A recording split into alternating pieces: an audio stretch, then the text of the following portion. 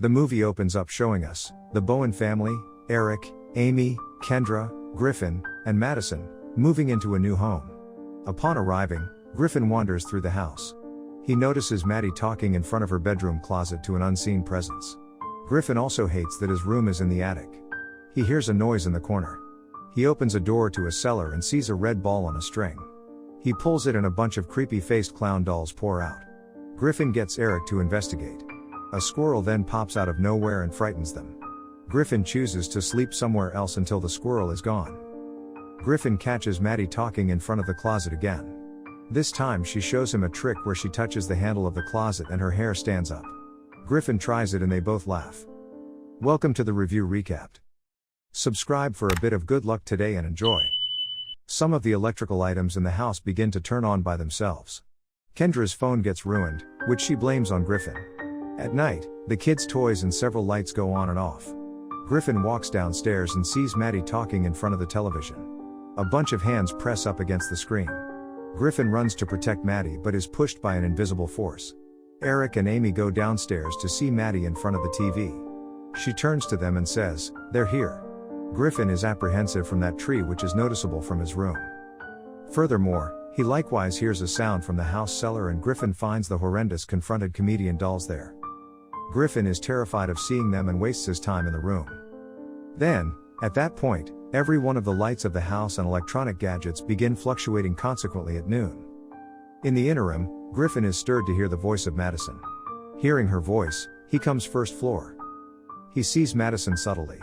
Madison is in discussion with somebody remaining before television. Madison tells Griffin, these individuals need to step in, as she puts her hand on the TV. Griffin asks, who needs to come here?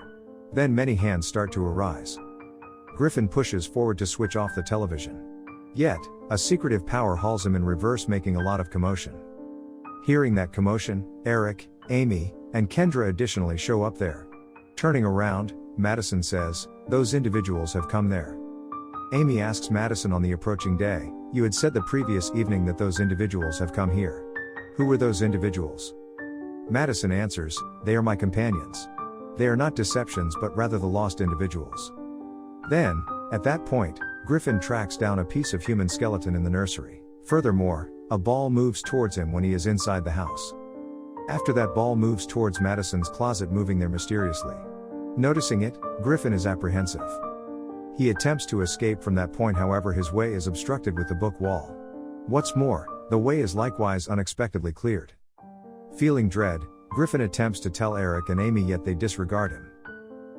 Since the gifts of Eric had turned into a piece of everybody's consideration of everybody around then. Eric and Amy go for supper with their companions around evening time while Kendra, Griffin and Madison are separated from everyone else at home. When they visit, they know from that point that their home has been built on the Memorial Park. On the opposite side, children face awful events at home. The odd sound starts to come from Kendra's versatility with the indication of signs on the portable screen. Kendra sees an unnerving skeleton phantom.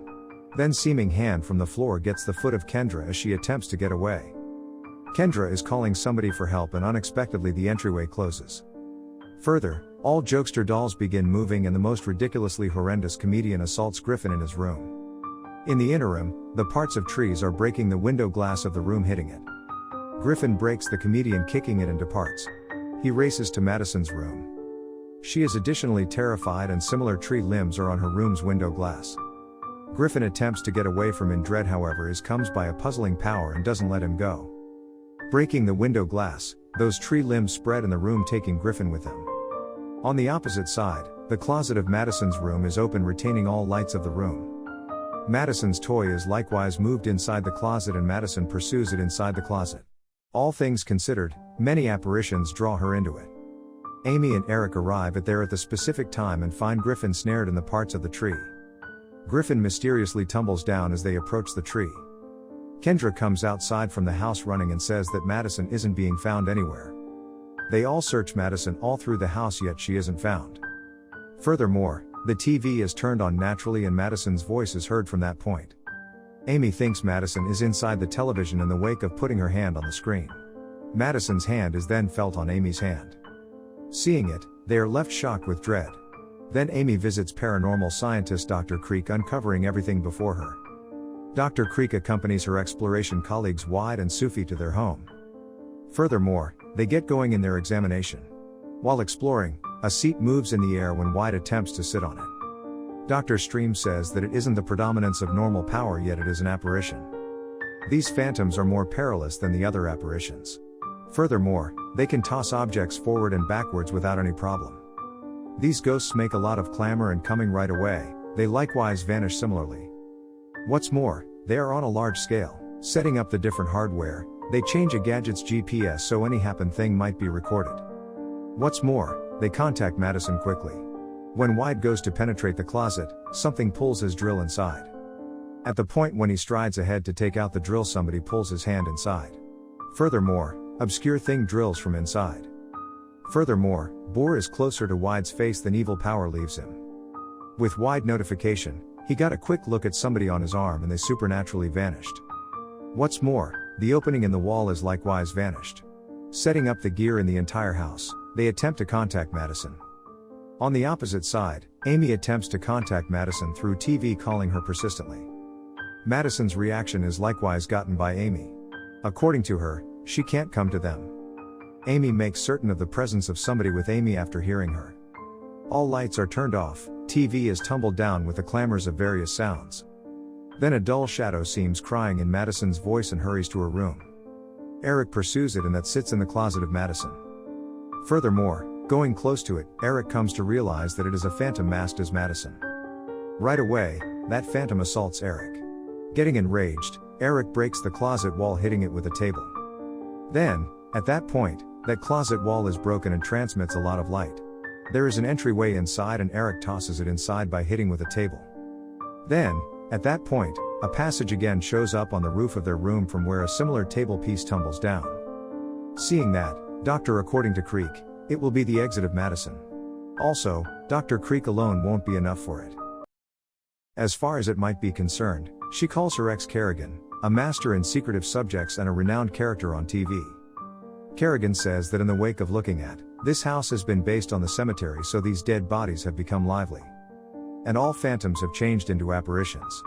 Furthermore, Madison has a characteristic capacity, therefore she can construct a relationship with them. So it is the reason that Madison has been hauled into the other universe of phantoms by them. A while later, Wide tosses Madison's closet into the opened entryway and binds it with a rope. As Eric's toss table had emerged from the other entryway, similarly, the rope likewise emerged from the other entryway. Here Kerrigan's stunt gets achievement. One side of the rope is in the baffling entryway of Madison's room, while the other is in the parlor entryway. Wide gives a tracker to each with the goal that everybody might follow. Then, at that point, Kerrigan moves Griffin's robot with a decent camera to that secretive entryway. Many phantoms should be visible as the robot moves inside. Also, passing from those apparitions, that robot arrives at close to Madison. So they contact Madison through a robot. Madison likewise chats with them. In the meantime, 3 phantoms take Madison pulling inside when they are telling her the exit from that strange way. Then, at that point, that robot is tumbled down. Then, at that point, Kerrigan chooses to move inside with the assistance of rope to bring Madison out. However, Amy shows her eagerness to take Madison from inside. All enjoy discussion on this issue of heading inside. Sophie sees that Griffin has gone into the room of Madison. They generally pursue Griffin. According to Griffin, he is the justification for all happenings. On the off chance that he would have not let Madison there be, she had not been there. Saying it, he enters the puzzling entryway.